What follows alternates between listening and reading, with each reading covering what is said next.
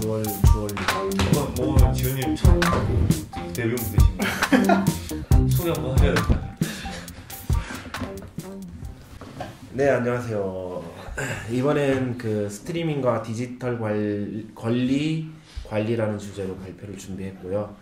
지난 내용하고 이어지는 거죠? 네, 그렇습니다. 네, 시작할게요.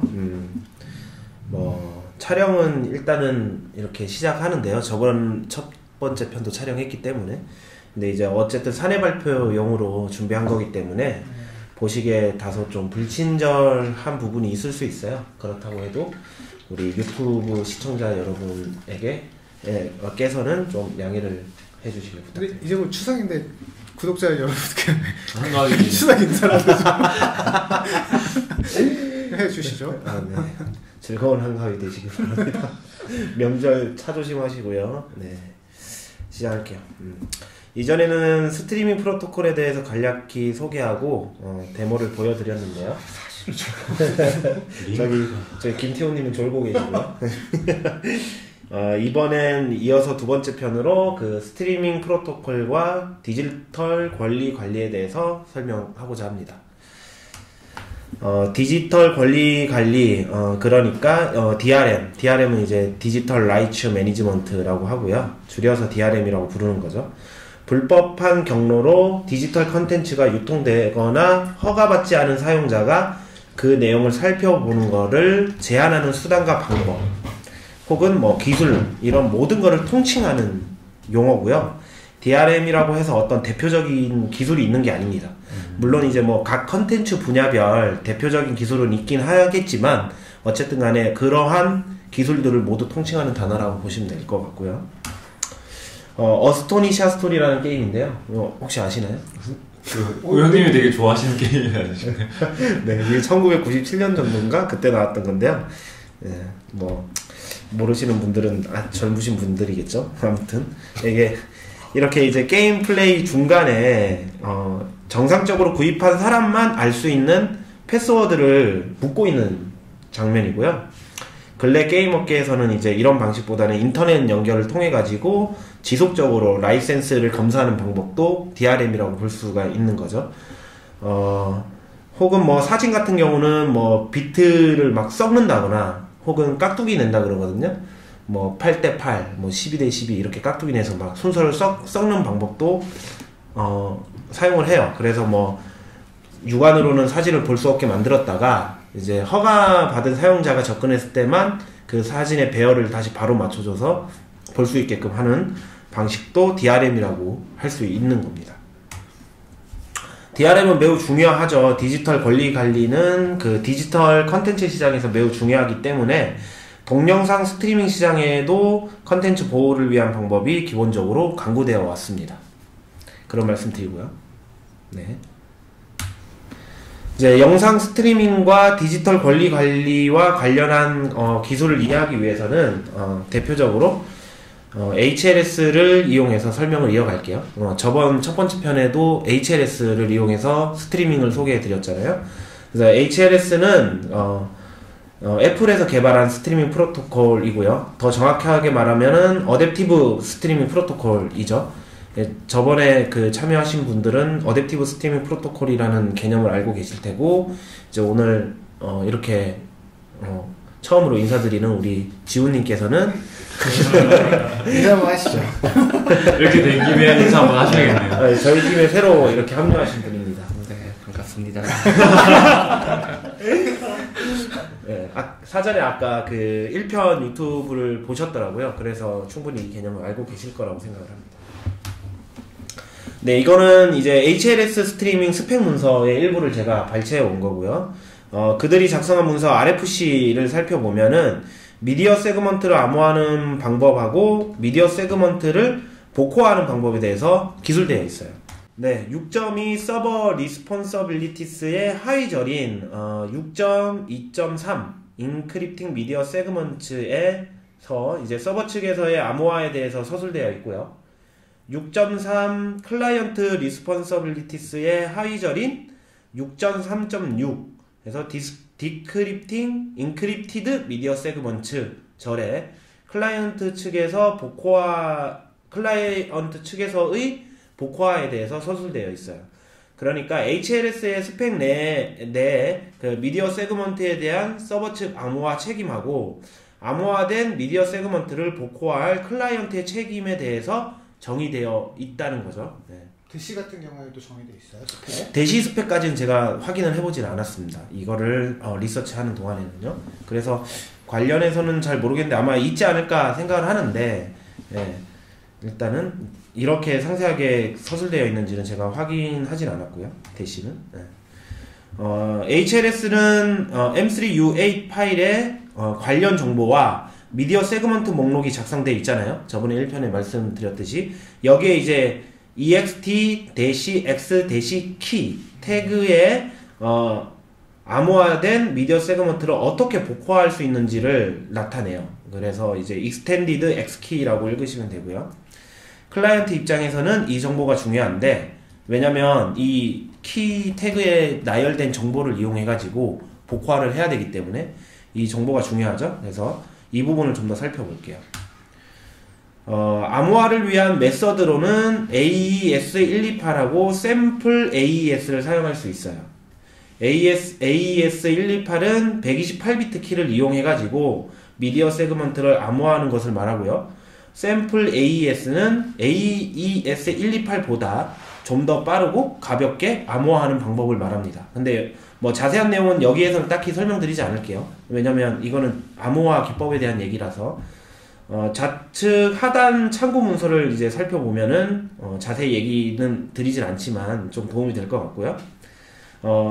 샘플 AES는 이제 암호화 키로 256비트를 사용합니다. 좀 다르죠? 이어서 이제 이거는 이제 ext 키, x 키에 나열할 수 있는 정보들이에요. 그래서 여기에 메서드, URI, 그리고 IV, 키 포맷, 그리고 키 포맷 버전 이렇게 나열을 할 수가 있어요. 이 정보를. 이제 메서드는 아까 설명드린 거고요. 그래서 그 메서드에 이제 AES128로 암호화된 건지, 샘플 AES로 암호화된 건지가 메서드에 명시될 거고요. 그 다음에 URI는 복호화하는데 사용할 수 있는 키를 가져올 수 있는 곳을 가리켜요. 그래서 암호화를 하면은 키로 암호화를 할 거잖아요.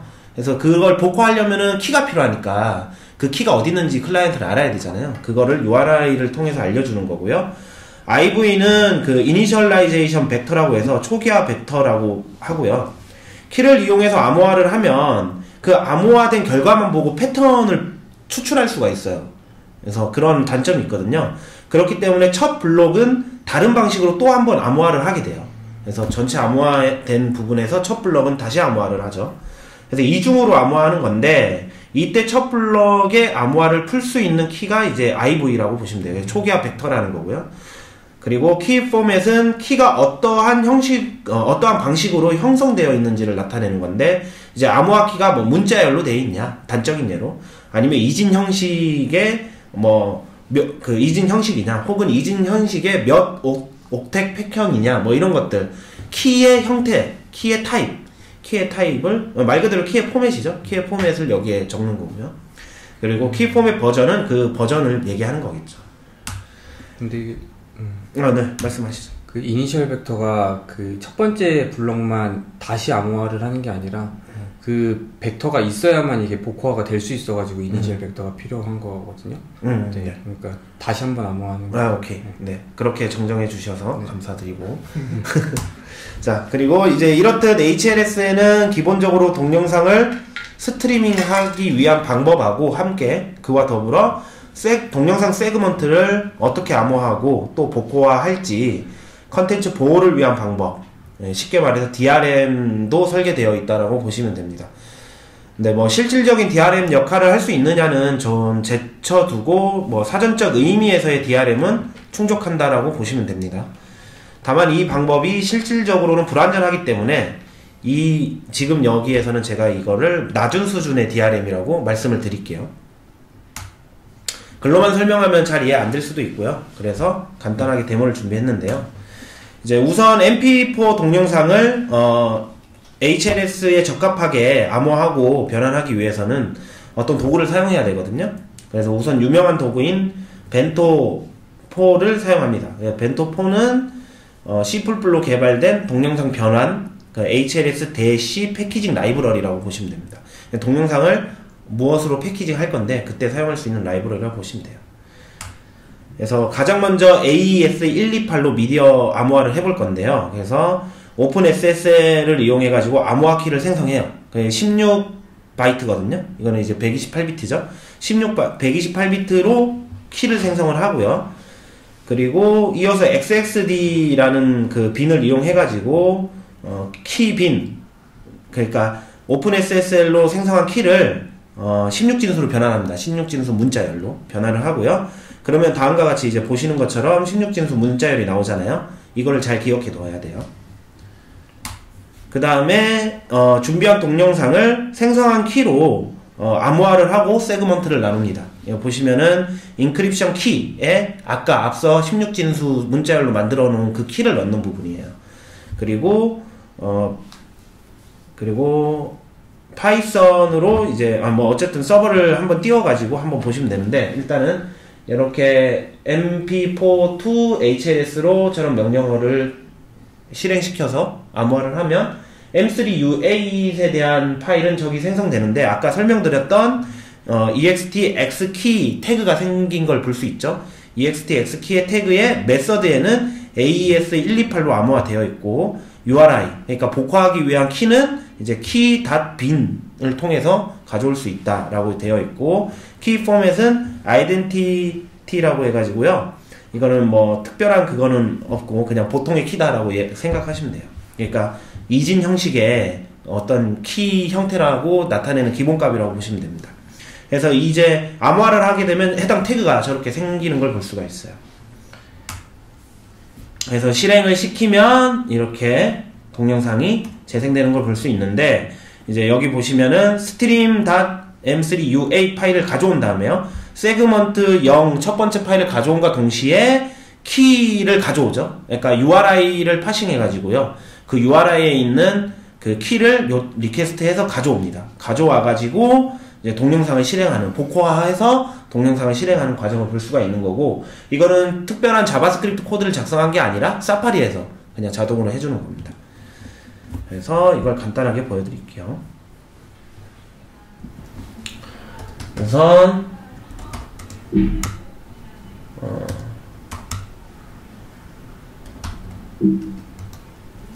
네, 여기에 이제 잠깐만요, 지우고 제가 사전에 먼저 해본 거였기 때문에, 네, 이제 여기서 오픈SSL을 이용해가지고 128비트의 키를 만들었어요. 그 만든 다음에 XXD로 이제 그 키에 그 16진수 문자열을 이렇게 뽑아낸 걸 볼 수가 있고요. 그 다음에 mp4를 이용해서 여기에 해당 키를 이제 복사해 넣어야 되겠죠. 여기에 이 키를 잘 안 보이는데 잠시만요.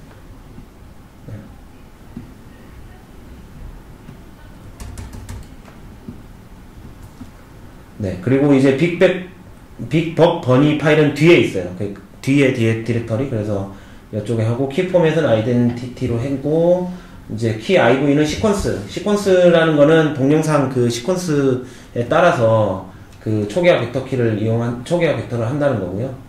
그 다음에 파일명 URI는 key.bin 파일을 URI로 한다는 거고, 이제 인크립션 키로 해당 키를 넣으면은 이제 이 키로 암호화를 시작하고 세그먼트를 나누게 되겠죠. 이렇게 나눠진 거고요. 다시 보시면 이렇게 됐고, 스트림을 켜보시면 해당 여기에 이제 메서드 정보, 그리고 URI 정보, 키 포맷 정보가 생성된 걸 볼 수가 있어요. 그래서 이걸 파이썬으로 실행을 시키면 뭐 그냥 아무 서버나 웹 서버 그냥 간단한 거 실행을 시키면요, 여기 크롬이군요. 사파리로 해야 됩니다. HLS는 사파리로. 그래서 로컬호스트에 8000번에 접근을 하고, 그 다음에 스트림을 키면 이렇게 나오는 걸 볼 수가 있죠. 복화되면서 영상이 재생이 되는 거고요. 이제 실제 네트워크를 보시면 저걸 첫 번째 실패한 건 무시하시고, 이제 여기 M3 가져오고 키를 가져와서 복호하면서 재생을 하고 있는 거라고 보시면 됩니다. 네. 그런데 이제 저게 세그먼트 단위로 암호화 되어 있는 거예요? 암호화 된 거를 세그멘테이션으로 나눈 거? 제가 생각해 이제 암호화 된 거를 세그먼트로 나누는 걸로 보여집니다. 개인적으로는. 맞나요? 네, 그러겠죠. 네, 그렇고요. 이제 혹시 이제 여기 키 빈 파일을 제가 다른 걸로 대체해 볼게요. 그럼 키가 바뀌어 버릴 거 아니에요. 그래서 오픈SSL로 다른 키를 생성해 버릴게요. 이렇게 생성해 버리면 이제 이 키는 아까 사전에 생성했던 키랑 다른 키가 돼 버리는 거죠. 그랬을 때 이제 동영상을 재생하면 과연 재생이 되겠느냐라는 거고요. 네, 이렇게 복호화가 정상적으로 이루어지지 않으니까 동영상이 재생이 안 되거나 재생된다 하더라도 식별을 할 수 없는 상태로 재생이 되는 거죠. 그럼 실제 서비스 할 때는 저 키를 어떻게 응답하느냐의 문제겠네요. 네. 이거 뭐 뒤에서 설명할 내용이었는데 굉장히 역시 주영님은 통찰력과 앞서 생각하는 그런 부분이 뛰어나십니다. 그래 저 키 좀 빈 네트워크 탭에 다 보이니까 저거를 내가 어디인가 저장해 놨다가 그쵸. 네. 저쪽 플레이 할 때 뭔가 이렇게 인젝션 시켜가지고 네. 복호화를 할 수도 있지 않을까요? 그렇죠. 네, 그런 문제를 가지고 있죠. 네. 그래서 이제 지금 여 경우는 제가 킴빈을 지웠어요. 아까는 킴빈을 바꿔서 재생은 되는데 이상하게 재생되는 경우였고, 이번에 킴빈 파일을 지웠기 때문에 아예 키에 접근할 수가 없어서 사파리에서 지원하지 않는 플러그인이라고 재생을 못하는 환경이 나오게 되는 거죠. 결과가. 이번에는 샘플 AES로 미디어를 암호화하는 경우고요. 뭐 이거는 제가 따로 시연은 안 하고 슬라이드로만 설명을 드릴게요. 이제 샘플 AES는 32바이트로 키를 사용하기 때문에요. 오픈SSL을 이용해서 32바이트 키를 만들었어요. 그 다음에 XXD로 똑같이 16진수 문자열로 변화를 한 거고요. 그럼 좀 더 길겠죠? 좀 더 길게 나오고요. 그래서 준비한 동영상을 생성한 키를 이용해서 암호화하고 세그먼트로 이렇게 나누는 이 절차가 똑같고요. 근데 결과를 보시면 아까는 메서드에 AES128이었는데 이제 샘플 AES를 사용했기 때문에 저렇게 나오는 걸 볼 수가 있습니다. 달라지는 거를. 그래서 이거를 실행하면은 사파리에서는 네이티브 레벨에서 샘플 AES로 암호화된 거를 바로 풀어서 재생할 수가 없어요. 사파리에서는 그것까지는 지원하지 않더라고요. 지금 이 보이는 거는 HLS JS라고 하는 HLS 구현체, 자바스크립트 구현체가 있습니다. 그 구현체를 사용해가지고 재생을 하는 모습이고요. 그래서 맨 처음에 위에 HLS min.js, HLS 자바스크립트 구현체 불러오고, 똑같이 M3UA 파일 불러오고 키 빈 파일을 AJAX로 가져와가지고 복호화를 하고 영상을 재생하는 과정을 볼 수 있습니다. 네, 뭐 이거는 간략하게 설명해주면 클라이언트에서 컨텐츠 서버한테 이제 M3UA 파일을 요청하는 거고요. 그러면은 컨텐츠 서버는 권한을 좀 확인해 보겠죠. 뭐 세션을 확인해 본다든가. 질문 아까 이전 페이지. 네. 그러면은 저 샘플 AES를 복호하는 과정에 클라이언트가 개입을 할 수 있다는 의미인 거예요? 클라이언트가 개입을 한다는 건 어떤 말씀이세요? 지금 저거는 샘플 AES로 암호화된 거잖아요? 네, 맞습니다. 샘플 AES를 플레이 과정에서 복호할 수가 없다고 그랬잖아요, 네이티브는. 네이티브 레벨에서 복호화를 제공해주지 않더라고요. 그러면 저 복호화는 HLS JS를 써서 맞아요. 우리가 해주는 거예요? 개발자들이? 아니요, HLS JS에 복호화가 있어요. 그러면 이제 자바스크립트 컨텍스트에서 그게 자바스크립트 컨텍스트에서 네이티브에서 복호화가 안 되는 거고. 네, 맞아요. 자바스크립트 이게 HLS JS는 HLS 구현체니까요. 이게 HLS 스펙을 충실히 구현해놨다고 보시면 돼요. 내가 궁금한 거는 플레이어가 있으면은 이 플레이어에게 우리가 M3UAS를 알려주잖아요. 네. 그럼 M3UAS를 얘가 보고 여기 샘플 AES로 되어 있네? 플레이어가요? 그렇죠. 플레이어가 하겠죠. 네, 자바스크립트요? 네이티브 HLS JS는 M3UAS를 가져와서 세그먼트를 직접 다 파싱해서 세그먼트를 AJAX로 다 요청해요. 자바스크립트 구현체는 다 그렇게 하고 가져온 그 미디어 세그먼트를 그 소스 버퍼, 미디어 소스 버퍼를 밀어넣어주고. AS128일 경우에는 그냥 플레이어를 밀어넣어주지만 샘플 AS 같은 경우에는 HLSAS가 한번 복화하고 난 다음에 밀어주는. 네네네. 그렇게 지금 동작하는 과정을 볼 수 있는데, 어차피 프로덕트에서는 아까 M3UA 뭐 샘플 AES로 암호화했지만 프로덕트에서는 다양한 기능을 우리가 컨트롤해야 되기 때문에 이런 것들을 사용을 해야 되는 거고요. 알겠습니다. 네, 그래서 이제 M3UA를 서버에 요청을 하면 아무래도 권한을 한번 확인하는 과정이 있겠죠, 서버에서. 이게 보통의 경우라고 보시면 되는 거예요. 우리가 상상할 수 있는 경우. 그래서 이제 응답을 주고 응답이 오니까 키가 있어. 그래서 키 URI를 토대로 키 달라고 요청을 하면 그때 또 다시 권한 체크하겠죠. 하고 그 키를 주게 되고, 키를 받아서 이제 그 미디어를 디크립팅 미디어를 한 다음에 재생을 하게 되겠죠. 기본적인 원리는 이렇습니다. 그런데 이제 보셨듯이 HLS는 뭐 DRM을 위한 기본적인 사항이 설계되어 있다고 하더라도 이 방식을 그대로 서비스에는 사용을 할 수가 없어요. 예, 아까 주영님이 얘기하셨던 그런 부분도 있고, 태훈님이 말씀하셨던 그런 부분도 있죠. 그래서 사용할 수가 없고, 왜냐하면 이제 암호화 키를 가져오는 그 절차가 너무 단순하기 때문이에요. HTTP 상에서 인증 과정만 뚫으면 키를 언제든지 탈취할 수 있는. 그렇죠. AES는 기본적으로 대칭키 방식인데요. 대칭키는 암호화하고 복호화 할 때 같은 키를 사용하는 방식이에요. 따라서 복화에 사용되는 이 키가 굉장히 중요하거든요. 이게 암호화 키기도 하니까요. 그래서 만약 이 키 파일이 외부로 유출되거나 혹은 내가 인가받은 사용자라고 해서 접근했다가 키 파일을 다운로드 내가 해서 여러분들한테 공유를 해버려요. 그렇게 되면 누구나 복호화해서 그 암호화된 컨텐츠를 들여다볼 수 있게 되어 버리는 거죠. 이를 막기 위해서 대칭키 만료 시간을 두거나 할 수 있지만 강력한 방안은 아닐 거예요, 사실. 뭐 15분마다 만료를 한다고 해도 그 15분 동안은 누군가 접근해서 영상을 다운로드 할 수 있게 되는 거니까. 그래서 사전적인 정의에 따라서 DRM이라고 볼 수는 있지만 높은 수준의 DRM이라고는 볼 수가 없는 거죠. 그래서 애플은 아마도 고민했겠죠. 이건 제 내피셜입니다. 고민했겠죠. 기본적인 이제 HLS 스트리밍에서 암호화 키를 좀 더 안전하게 전달할 수 있는 방법이 없을까라는 고민을 했을 거예요. 그래서 결과적으로 기본적인 HLS 스트리밍에서 키를 보다 안전하게 교환하는 방식을 설계를 하게 됐고요. 애플이 설계한 키 교환 방식 및 절차, 쉽게 그냥 말해가지고 키 전달 메커니즘이라고 보시면 돼요. 저거 완전 뭐 OS 네이티브 수준에서 해줘야겠네요. 그쵸. 예. 키 전달 메커니즘, 그것이 바로 페어플레이. DRM 하면 페어플레이 많이 들어봤었는데 헷갈렸을 거 아니에요. 근데 이번에 좀 정확히 알 수 있을 거라고 생각을 하고요.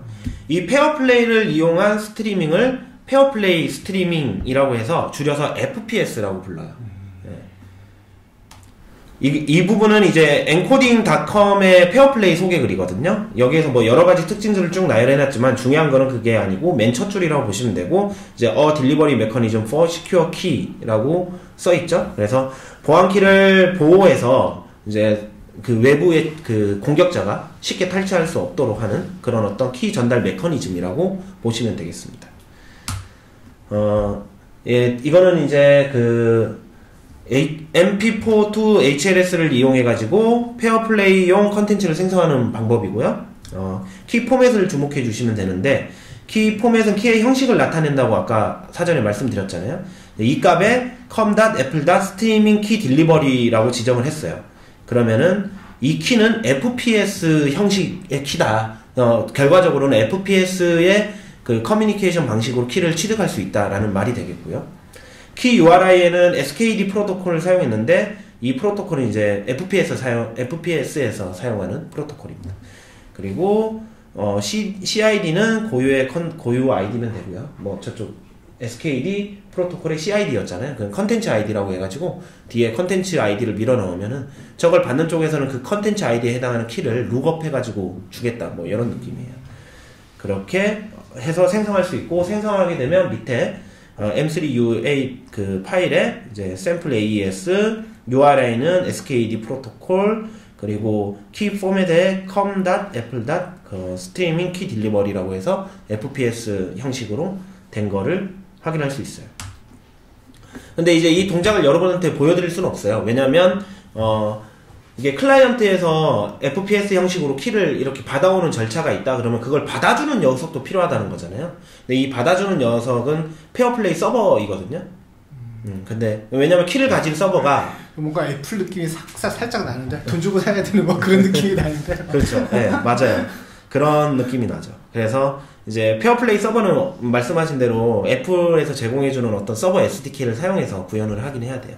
어쨌든 간에 서버가 있어야 여기에서는 FPS 프로토콜로 요청을 하면 그쪽에서 받아가지고 키를 룩업해가지고 줄 거 아니에요. 근데 그게 없기 때문에 여러분한테 보여드릴 수 없고요. 대신에 이제 애플의 오피셜한 문서인 컨텐츠 프로텍션 for HTTP 라이브 스트리밍이라고 하는 문서가 있더라고요. 이 문서로 절차를 간략하게 소개해드릴게요. 이제 좌측 하단 링크를 통해서 좀 더 자세히 살펴볼 수 있으니까 언제든지 궁금하면은 접근을 해보시면 되고 좌측 하단 링크 좀 보아주실래요? H2K네요? 네. 좌측 하단 링크? 네, 그렇습니다. 자, 이 플로우는 이제 애플의 앱 관점에서의 플로우예요. 그래서 웹이랑은 좀 달라요. 웹이랑은 좀 다른데 페어플레이 방식을 이해하기에는 충분한 플로우고요. 여기에서 이제 초록색 부분은 그 FPS KSM 그리고 AV 파운데이션 딜리게이트는 직접 구현해야 되는 초록색 부분은 그런 거고요. 그래서 FPS KSM은 이제 키 서버 모듈이라고 보면 돼요. 그러니까 아까 말씀드렸듯이 키를 요청을 해주면 뭔가 룩업을 해가지고 찾아주는 그런 모듈이라고 보면 되겠고, AV 파운데이션 딜리게이션은 이제 AV 파운데이션 자체는 애플에서 제공하는 프레임워크고 그 비디오, 오디오 등의 컨텐츠를 가져오거나 내보낼 때 AV 파운데이션을 써요. AV 파운데이션은 OS에 들어있는 거고요. AV 파운데이션에 그 좀 클라이언트가 구현해야 되는 부분이 있을 수 있잖아요. 그 부분은 이제 AV 파운데이션 딜리게이트에서 구현을 하는 겁니다. 앱 기준이죠? 앱. 네, 앱의 기준입니다. 그래서 가장 첫 번째로 앱에서는 AV 파운데이션에 보호된 HLS 컨텐츠의 재생을 먼저 요청을 하겠죠. 재생해줘. 왜냐면 AV 파운데이션이 재생을 담당하는 녀석이니까요. 그러면은 이제 두 번째로 AV 파운데이션은 그 키 태그가 포함된 M3UA 재생 목록을 다운로드 합니다. 그래서 앞에서 보실 수 있었던 그 Extended Xkey 태그가 붙어있는 M3UA를 다운로드 하게 되겠죠. 그래서 세 번째로 AV 파운데이션은 키를 요청하기 위해서 앱의 딜리게이트를 호출합니다. 이게 키가 필요하거든요. 이거 키가 필요하네 라고 알았는데 이제 이 키를 요청하기 전에 AV 파운데이션 딜리게이트, 우리가 작성한 공간을 먼저 요청을 해요. 그러면은 앱의 위임체는 AV 파운데이션을 호출해가지고 FPS 재생 컨텍스트 요청을 만들어요. 그러니까 이게 컨텍스트라는 거는 그 한꺼풀 감싼다고 보시면 돼요. 어떤 그 재생을 하기 위한 컨텍스트 객체를 하나 만든다고 보시면 돼요. 만들어가지고 앱의 위임체는 생성한 FPS 그 서버 플레이백 컨텍스트라고 하거든요. 이걸 FPS SPC라고 해요. 이거를 키 서버에 전달해요.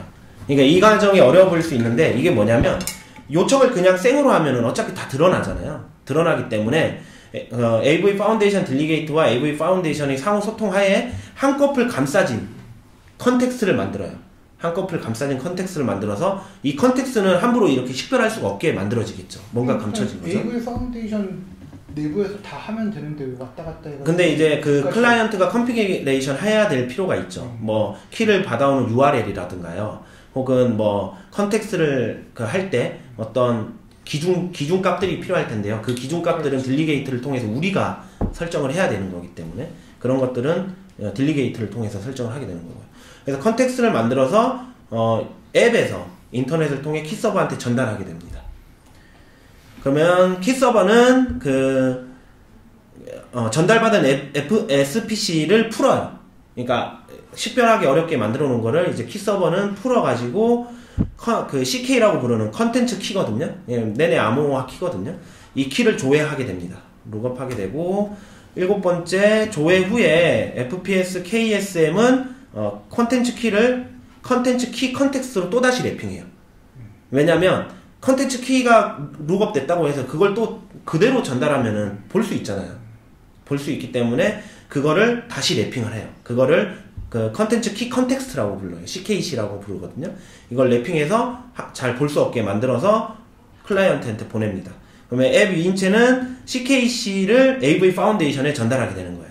그래서 뭐 어려워 보이지만 간단하죠. 그러니까 암호화된 거를 복구해가지고 재생이 필요한데 이제 암호화 키를 가져와야 돼요. 가져오는데 암호화 키 줘라고 요청하는 게 아니라 이제 상호 서버와 클라이언트가 어떤 패턴으로 약속된 그런 거를 이용해가지고 컨텍스트를 만들어서 암호화한테 줘요. 그럼 암호화는 이 컨텍스트가 올바른 컨텍스트인지 확인을 한 다음에 컨텍스트를 풀어가지고 꺼내서 룩업을 하게 되겠죠.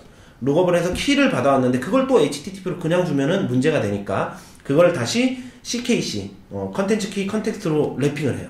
그래서 식별할 수 없게 랩핑을 해서 던져주면 뭐 컨텍스트로 랩핑할 때도 뭔가 암호화하는 메커니즘이 있는 거겠네요. 그렇죠. 거기에 있겠죠. 사용되는 뭐 키나 이런 것들은 다 세션을 하게 둘이서 이제 약속이 되어 있겠죠, 사전에.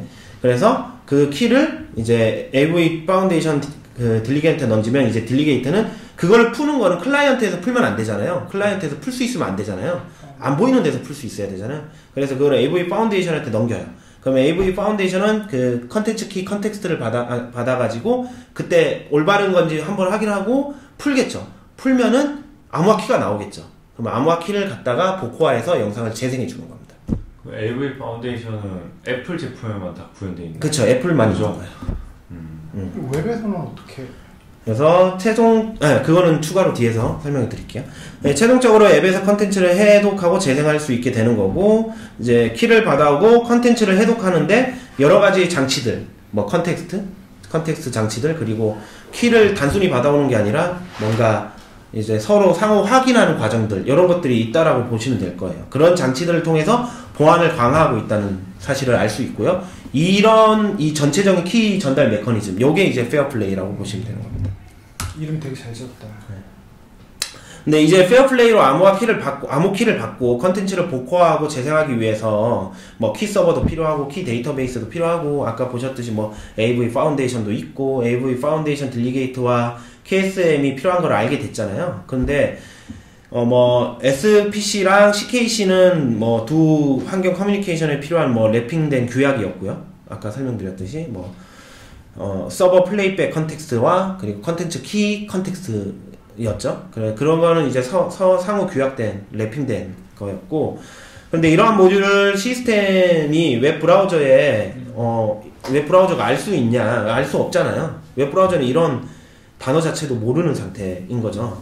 그래서 웹브라우저에서 이런 어떤 페어플레이를 재생할 수 있는 시스템이 구현되어 있냐? 아니면 아니죠. 없기 때문에 브라우저는 저런 독자적인 구현체에 어떠한 것도 구현되어 있지 않아요. 웹브라우저에서는 그러면 어떻게 페어플레이 메커니즘을 이용해 가지고 키를 받아오고 복호화해서 암호화를 재생할 수 있을까 라는 거를 궁금하실 거예요. 그때 나오는 게 바로 EM이에요. 그래서 Encrypted Media Extensions는 이제 웹 애플리케이션이 특별한 키 전달 메커니즘 및 복호화 시스템과 상호작용하기 위해서 고안된 자바스크립트 API예요.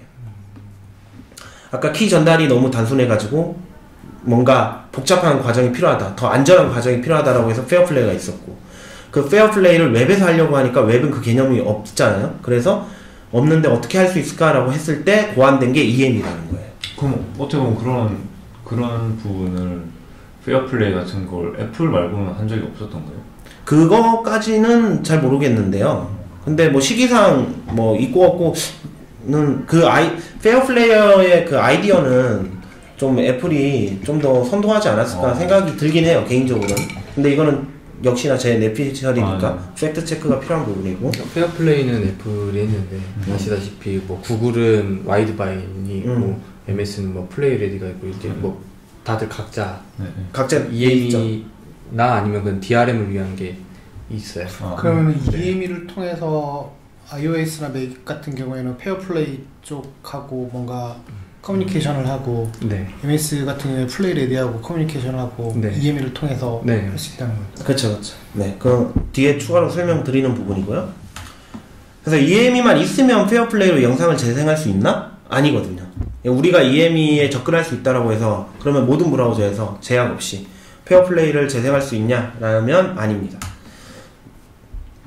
네, 우리가 육안으로 볼 수 있는 부분은 이제 저 파란색 박스 영역인데, 저 파란색 박스 영역은 자바스크립트 메서드로 접근할 수 있는 부분이고, CDM은 브라우저 밑단에 감춰져 있는 부분이에요. 우리 눈에는 안 보이지만 정작 중요한 역할을 하고 있는 그런 부분이죠. 사실 저 CDM이 아까 사전에 앱 과정에서 보셨던 AV 파운데이션이라고 보시면 돼요. 이해되셨죠? 네. 그래서 EME에는 CDM, 컨텐츠 디스크립션 모듈, 그래서 CDM이라는 게 있는데 우리나라 말로 컨텐츠 복화 모듈 정도가 될 거고요. 이 CDM은 감춰진 영역이고 우리도 볼 수 없고 해커들도 쉽게 알 수가 없는 영역으로 고안되어 있어요. 이 CDM 모듈 내에서 영상 복화를 위해 키를 안전하게 가져올 수 있는 어떠한 방법을 제공하는 거고요. 그러니까 뭐 AV 파운데이션은 그래서 그 컨텍스트로 감싼 거를 앱한테 올려줬잖아요. 그런 역할을 얘가 하겠죠. 어떠한 방법을 제공하고 컨텐츠를 복화하는 과정이 이루어지는 영역이라고 보시면 됩니다. 그래서 HLS의 방식만으로는 키가 쉽게 노출되고 쉽게 탈취될 수 있었지만 그것을 CDM과 함께 진행하면 매우 안전하게 키를 가져올 수 있게 되는 거고요. 결과적으로 HLS에서 사용하는 M3 UA 파일, 그러니까 플레이리스트 파일은 어떠한 방법으로 취득하든 상관없지만 플레이리스트 파일은 그냥 가져오면 되죠. 네, 플레이리스트에 명시되어 있는 컨텐츠가 실제 암호화되어 있다면 그것을 복화하기 위한 키를 가져오고 난 후에 복화하는 것은 CDM에 위임한다는 뜻이 됩니다. 그래서 뭐 CDM은 브라우저 벤더사에서 제작해서 채워 넣어야 할 영역이고요. 이 부분을 무엇으로 채울 것이냐는 오로지 벤더사에게 달려있는 문제인 거고요. 그래서 구글은 자사의 방식인 와이드바인이라고 명령을 하고요. CDM을 제공하고 있고, 파이어폭스는 프라임타입은 이제 사실 어도비 쪽 아이디어입니다. 애플은 페어플레이, 그리고 MS는 플레이레디. 각자 독자적인 메커니즘을 가지고 있어요. 그럼 저 CDM의 구현체는 공개가 안 되어 있는 거겠네요? 그쵸. 그 원리나 이런 것들이 전체 패턴이나 이런 것들이 공개되면 안 되죠. 메커니즘을 가지고 있고, 이 메커니즘의 상세한 부분은 우리가 알 수 없어요. CDM은 인터페이스 정도만 알 수 있는 거죠. 뭘 필요로 하는지. CDM은 브라우저 깊숙한 곳에 존재하고, 우리는 그저 공통 인터페이스인 EME를 사용해가지고 각 브라우저에 맞춰서 CDM을 이용해서 암호화된 컨텐츠를 재생하게 되는 거예요. 그리고 CDM은 모듈이니까 이제 이름도 모듈이잖아요. 컨텐츠 디스크립션 모듈. 여러 개의 CDM을 구현해서 제공할 수도 있어요. 저 보시면 파이어폭스는 프라임타임하고 와이드바인을 제공하잖아요. 그런 것처럼 만약에 이제 구글 크롬이 또 다른 CDM 모듈로 페어플레이를 추가하면 크롬에서 두 가지 메커니즘을 모두 이용할 수 있게 되는 거죠. 물론 이제 그럴 가능성은 없지만 실제로 파이어폭스는 이제 두 가지 제공하고 있는 거고요. 그럼 브라우저가 어떤 CDM 모듈을 구현하고 있는지는 어떻게 알 수 있을까? 그거는 키 시스템명으로 브라우저한테 직접 물어보면 돼요. 키 시스템으로 CDM 접근이 되어야만 해당 CDM을 지원한다고 판단할 수 있습니다. 키 시스템명은 이제 와이드바인인 경우에는 저런 경우, 이제 페어플레이인 경우, 프라임타임, 그리고 플레이레디 이런 것들은 제가 저기 상기 슬라이드에 작성을 해 놓았고, 이제 대개의 경우에는 내비게이터를 이용해서 물어보면 돼요. 그래서 리퀘스트 미디어 키 시스템 액세스 해가지고 com.widebind.alpha 해서 저게 에러가 안 나고 잘 접근이 되면은 CDM이 저걸로 구현되어 있는 건데, 이제 아니라면은 캐치에서 잡혀서 서포트할 수 없는 경우다 이렇게 보면 되는데, 애플의 경우에는 아직 인터페이스가 동작은 하긴 하지만 실제적으로 저런 방식으로 페어플레이 CDM이 구현되어 있는지를 확인할 수가 없어요. 그래서 애플의 경우에는 밑에처럼 이제 그 웹킨 미디어 키스라고 하는 객체를 생성해서 접근을 해보는 수밖에 없습니다. 네. 좀 분기 처리가 필요한 거고요.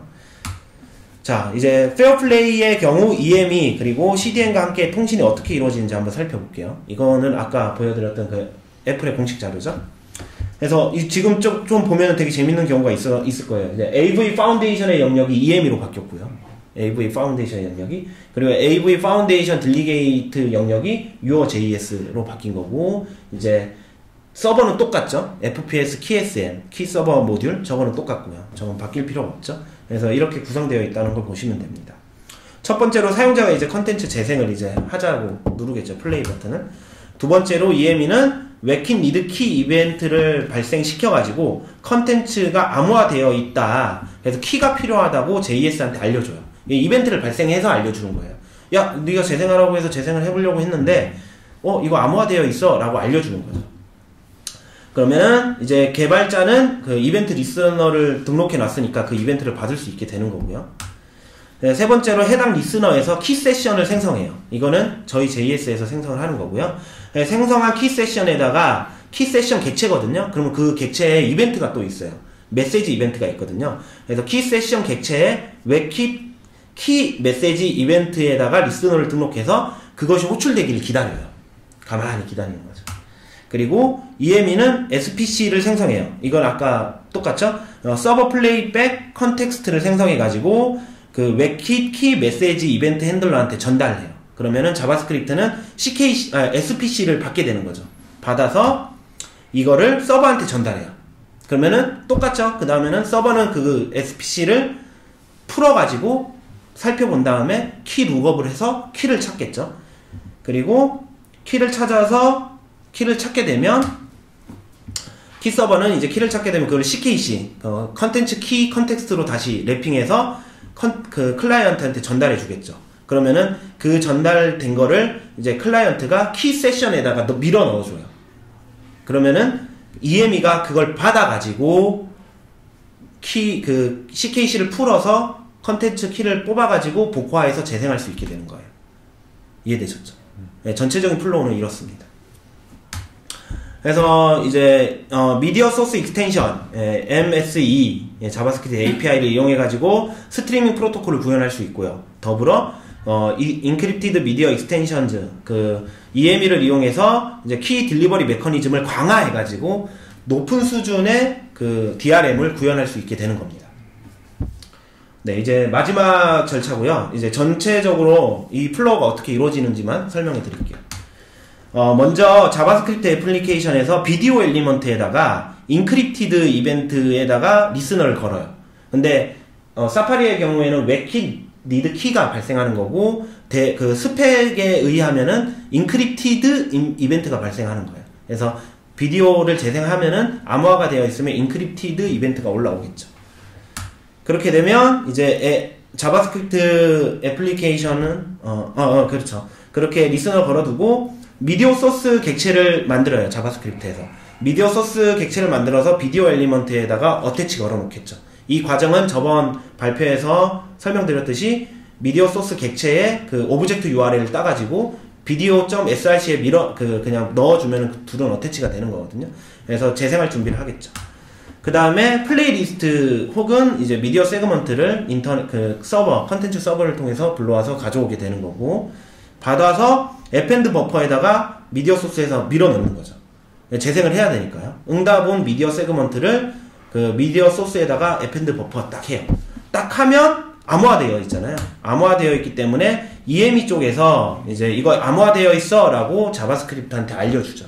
알려주면 이제 우리는 이거 암호화를 풀기 위해서 키를 가져와야 되네? 할 수 있어요.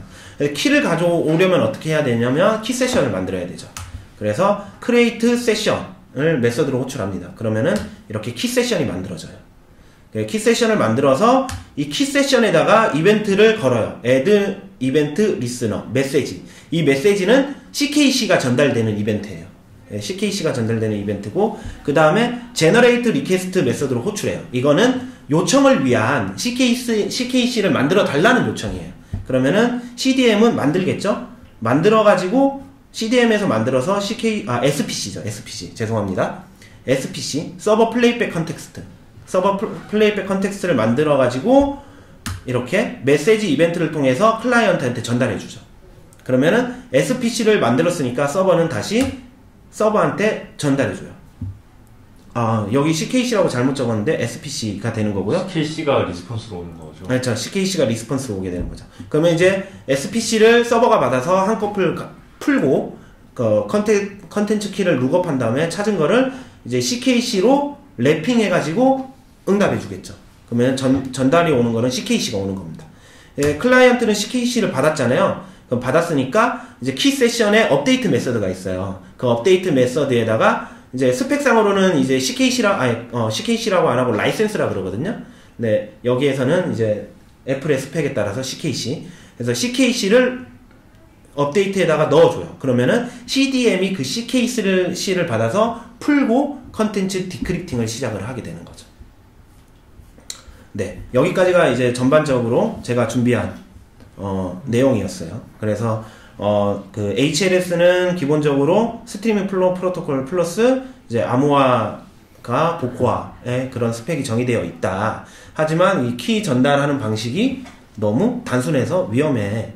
그렇기 때문에 그걸 좀 강화하는 방안으로 페어플레이가 나왔다. 페어플레이는 키 전달 메커니즘이다. 그래서 키 전달 메커니즘은 아까 보셨듯이 앱에서 보셨듯이 그러한 방식으로 전달하는데 웹에서는 어떻게 할 수 있냐? EME를 활용해서 이러한 방식으로 할 수 있다. 라는 거를 전체적으로 보여드렸습니다. 근데 그럼 이제 EME에서 복화를 해서 재생까지 하는 거잖아요. 그쵸. CDM에서 네. 실제적으로 이루어지죠. 네. 근데 그러면 이제 한 번만 저 가정에 한 번만 플레이해서 있으면 되는 건가요? 네, 그거는 이제 암호화된 거에 따라 다른데 네. 이제 한 번만 할 수도 있고 네. 암호화 키가 바뀔 수도 있잖아요. 네. 근데 바뀌면 또 다시 이 트랙을 타는 거예요. 그러니까 첫 번째 세그먼트를 재생했는데 디크립티드 올라왔잖아요. 그러면 컨텐츠 키를 받기 위한 절차를 쭉 한 다음에 컨텐츠 키를 밀어 넣어주면 복화를 하잖아요. 근데 두 번째 세그먼트를 재생하려고 CDM이 딱 시도하니까 다른 식으로 암호화가 되어 있어 라고 하면 또 다시 인크립티드 이벤트를 보내겠죠. 그러면 또 얘는 키 세션 만들고 다시 요청하고 CKC 받아와서 밀어 넣어주고 이 작업을 또 하는 거예요. 여러 가지가 있는데 비디오 전체적으로 한 개의 암호화가 되어 있는 거죠. 그런 세그먼트별로 암호화가 좀 다를 수도 있고 그건 이제 그 프로바이더 네. 그리고 이제 한 번만 암호화가 되어 있다고 해도 재생 중간에 15분마다 만약에 키를 바꾼다라고 하면 그러면 중간에 또 키가 바뀔 수도 있는. 근데 이미 암호화된 컨텐츠가 만약에 받은 상태면은 상관없는 거죠, 그건. 예, 그 이전의 암호화 이게 우리 구현체에 따라 다른데 새로 받아오는 그 컨텐츠가 새로운 키로 이제 그렇게 되면 이제 그때는 또 다시 인크립티드 이벤트가 올라오고 키를 받아오고 복화를 할 수 있게 되겠죠. 요 슬라이드에서 부가 설명드리면 제 MSE는 우리가 그냥 그 프로토콜 구현을 직접 했을 때 들어가게 되는 부분이고 만약에 네이티브로 M3U8이라든가 HLS를 재생하면 MSE는 빠질 수도 있는 거고요.